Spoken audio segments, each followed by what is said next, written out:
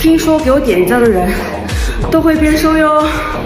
慢慢先反覺得我對感情認真，要知道男人係天生嘅小朋友，小朋友若點會忽略到一啲感受？要改正好簡單，我只係欠條教，經歷得多反而可以令到愛意濃厚。嘅世界永遠好動帶着可愛，佢冇時間迷惘，愛情作過卻唔可再從開始走到結尾，眼光不會變大個，但終於想要那個理由，就誰可以勸阻 ？UFO 仲有變數，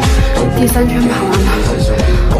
改埋春天散落每個季節嘅消耗，看着花瓣，經歷過程差得多衰老。